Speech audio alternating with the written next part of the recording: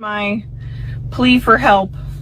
I'm coming back from the Dollar Tree after buying some cat food for my ferrets and some pee pads so I can clean their cage. And I officially have zero money to my name. My bank account is negative $146.99. I have been Grubhubbing and Amazon flexing for the last 2 weeks.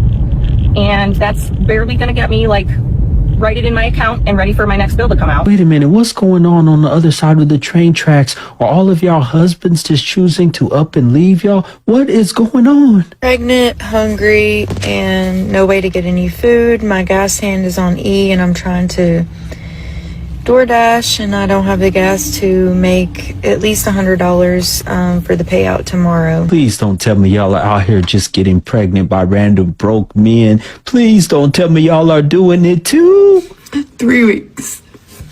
3 weeks is all I have until me and my 5-month-old are homeless. I'm praying. I've been asking. I've been doing everything. My mental health is so bad and I can't do this anymore. My God. And the homeless shelters near me, the women's shelters won't accept infants. My child's 5 months old. She's an infant, so they won't accept her. No. Y'all are doing the same thing the other women are doing. All I have is my car and my baby. So as it turns out, the student loans that I've been paying $1,500 a month for 2 years have a 17% interest rate. $1,500, 17%? What? So what I thought I've been paying off for all this time, I'm actually, I owe more than what I started off with. What the fuck? So Jeff Bezos, this would be a really cool time to Venmo me, bro. I owe $90,000 and I didn't even spend that much on school. Any rich person, please tap in. Kourtney Kardashian, you probably have 8 houses. I'm never gonna be able to buy one because I went to college. I just signed up to be an egg donor. Guess what? Got approved. Who wants my kids? I can't afford them, so start a bidding war. Just take them. What do you want? My left arm too? What the f am I supposed to do? I'm gonna be in debt for my whole life. How does that even make sense? I signed up for this shit when I was 17. This should not be legal, bro. I got upset about it at work and my coworker was like, don't you have a rich relative who can pay that for you? No, my family's poor. Folks, right now I'm at a loss for words. I am so tired of being stuck in survival mode. The truck's on E, and it's as soon as I have money, it fucking goes. We need soap, we need toilet paper, we have to go. It all just adds up, and it's it never ends. I still don't understand how y'all are so different from the women of old. They didn't have all these cry in the car moments, cry in the house, all these breakdown, crash out moments, and they raised way more kids than y'all and did it on a lot less money. Last month, I found out that my credit was bad because I applied for an apartment and didn't get approved. And I was like, that's odd. That's never happened. So I look and I find out that I've not been paying my student loans since January. I didn't even know that was happening. I didn't get... I don't have in mind to come online and look somewhat attractive so somebody might want to give you some money. Emails or phone calls or anything. And so I call and I find out that they have my mom's email and my house number, landline. Yeah, my landline from when I was in high school, my parents' landline. So I called never updated your information. I talked to some guy, super helpful. He gets my loans back in good standing and said that my credit will reflect that there were no missed payments. I'm like, okay, great. Everything is solved because I didn't even know. I didn't even know that this was happening. If I did, I would have called. It is your job to know about your student loans when they're coming up due. You go through all this when you first sign up for the student loans, and you also have to keep your information constantly updated. What the hell is going on? Check my credit today because I need to apply for an apartment, and it shows that I have 63 missed payments because I have multiple student loans because I went to college for a long time. 63 missed payments. It's 90% impacting my credit, something like that. I don't know, 90% highly impacted. I don't even know what the numbers mean anymore. I'm going insane. She have a tattoo on the inside of her hand. I don't know if I've ever seen that before. No. Well, it was your job to update us. And I'm as soon as I knew, I updated you. We don't do goodwill adjustments. So good luck. Over time, your credit will increase. I'm like, my credit score dropped like almost 200 points because of this. Like, I can't get approved for an apartment. Who's out here living the American dream, but I can tell you one person who isn't, and that's me. I have 4 kids and I'm working 3 jobs and I'm still struggling. My full-time job, I'm a 911 dispatcher. My other 2 jobs, a waitress. The American dream should not be this hard. I should not have to be working my life away, being away from my kids. You know, sometimes I have to pick. Am I going to pay my electric bill or am I going to buy groceries? Because my kids need to eat. Do none of you have husbands anymore? It used to be that majority of y'all had husbands on this side of the trade tracks. So tired of struggling. You know, so many people are going to work, working multiple jobs just to pay for a house to sleep in, just to put their head down at night. This is not the American dream, not my American dream. Lady, you're not a 100-pound woman. Let's not lie and say you have to choose between electricity and the groceries. And if you do, we know which one you've been choosing. So tired of life. I can't afford to live here anymore. I can't afford to live here anymore. I just spent 6 hours of my life serving tables, running around to make $50. To make $50. And I already know the comments are going to be like, well, get a better job. I'm trying. I moved here 3 weeks ago. I've sent out over 100 resumes. I've had 1 interview. Shalom, shalom, Israel. First and foremost, I want to give all honor, glory, and praise unto YAHAWAH, BAHASHEM, YAHAWASHI, BAHASHEM, RICANS, the belongs to the elders and apostles, great millstone, Shalom, my Aki and YAHAWAH, who are diligently waiting to be delivered from this foul captivity, as well as a speckled bird. They may look like the other nations, but are actually Yasharala. This is Brother Kawaka coming at you another lesson. Bear with me one moment. There is this one precept I want to get. Is better. Oh, okay, wow. Even better than what I originally thought.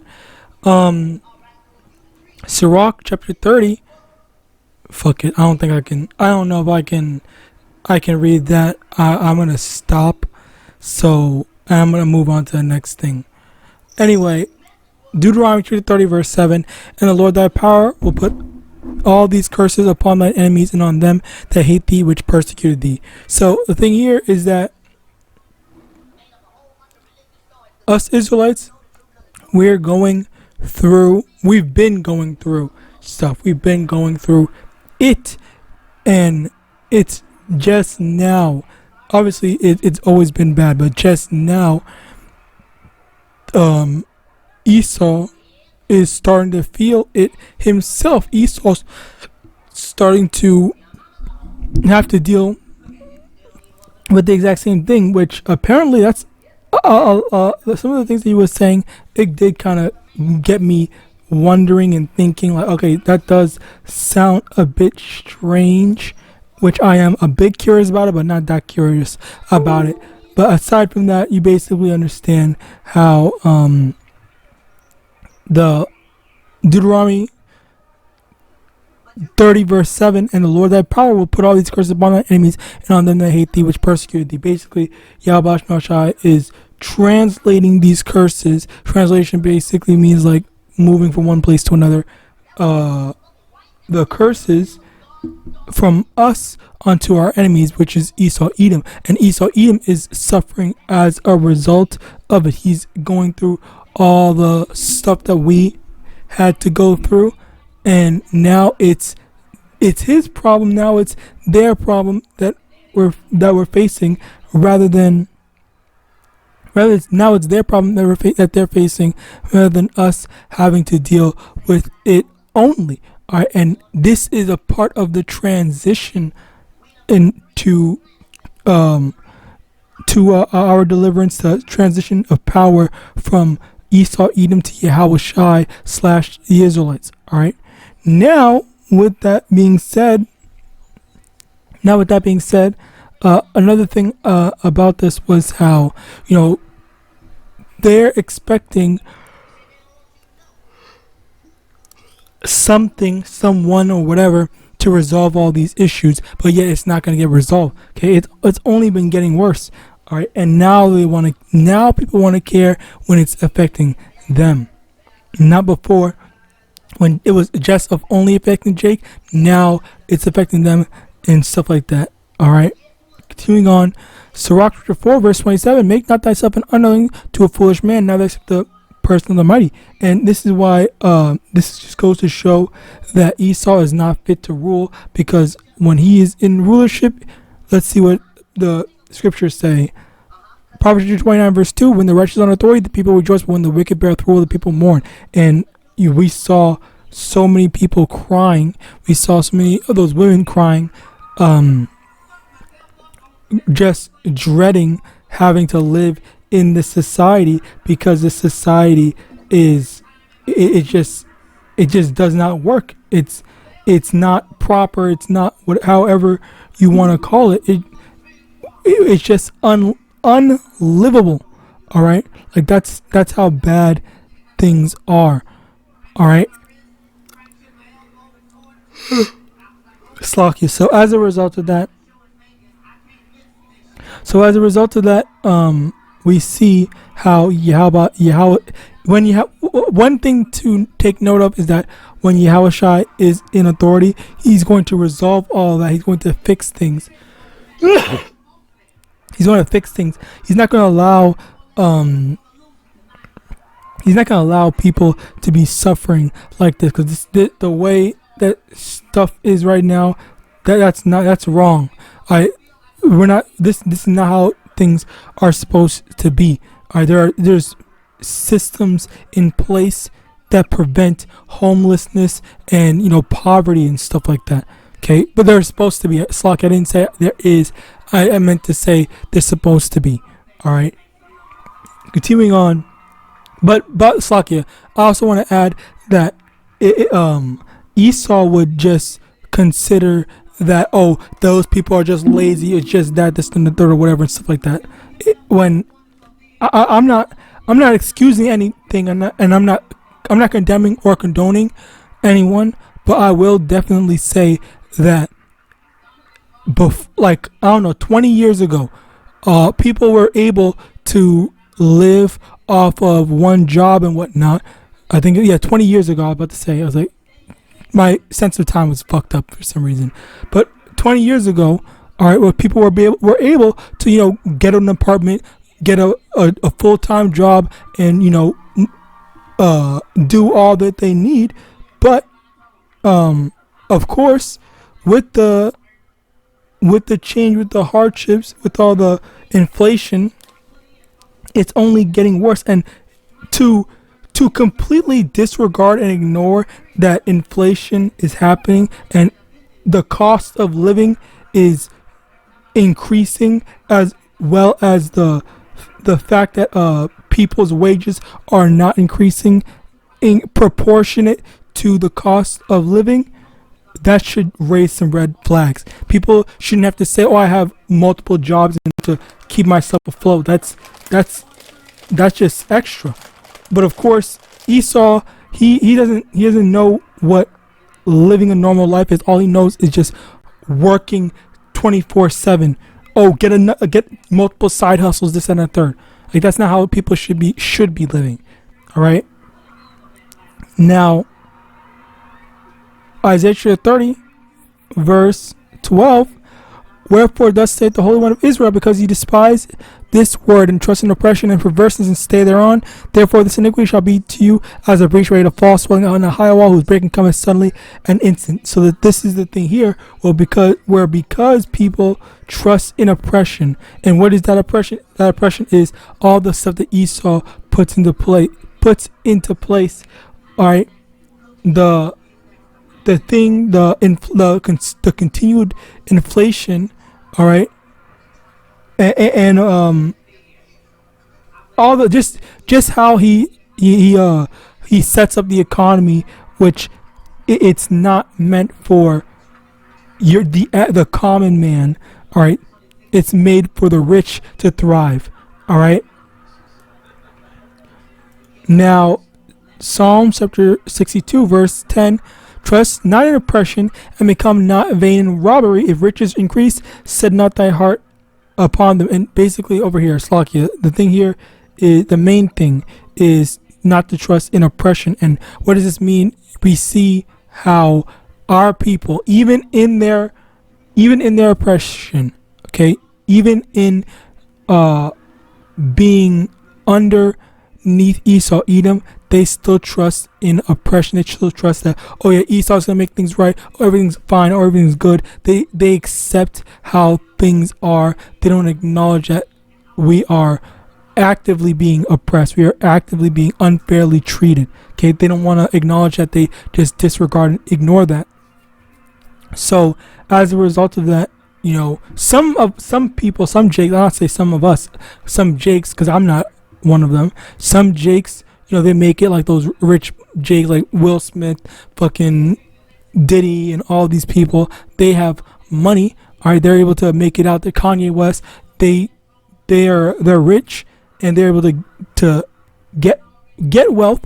And as a result of the wealth that they do have, again, that blinds them to what is right. That blinds them to thinking in making the right judgments, or they just can't utilize their money properly. I wouldn't know. All right. Anyway, Proverbs 11 verse 21: though hand join in hand, the wicked shall not be unpunished, but the seed of the righteous shall be delivered. And this is the thing: you have these Jakes. These are the same people. I won't say these. Yeah, these are the same people, the Edomites that thought, oh yeah, everything's fine because I'm doing well. And then when life gets harder for them, then that's when they want to complain and cry out for help to people. When you know what happened, all that security that you thought you had, the Lord is pulling the rug from underneath you. Okay, you're not going to keep on thriving. The Lord has set judgment for you. Sirach chapter 10 verse 3: an unwise king destroyeth his people, but through the prudence of them which are in authority the city shall be inhabited. And that's the thing here where the leadership in power right now, that they are actively destroying. They're putting all their money onto this war that shouldn't have happened, quote unquote shouldn't have happened, but through the spirit of power, MANASHAH, it definitely should have happened. But outside of that, they're not investing money into fixing the economy, making things better for the average citizen. All right.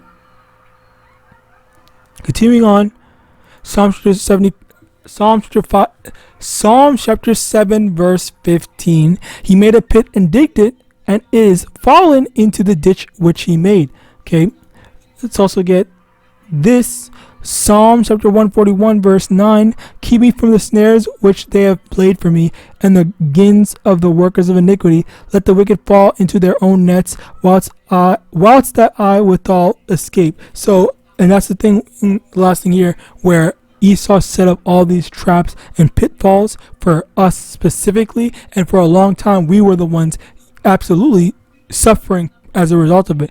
But eventually it's starting to catch up, and YAHAWAH is transferring the curses and putting all the pitfalls that Esau set up for himself, and Esau is falling into the ditches as well. So with that, I pray this lesson was edifying. I want to give all honor, glory, and praise unto YAHAWAH, double honor to the elders and apostles, great millstone about Baal Shalom.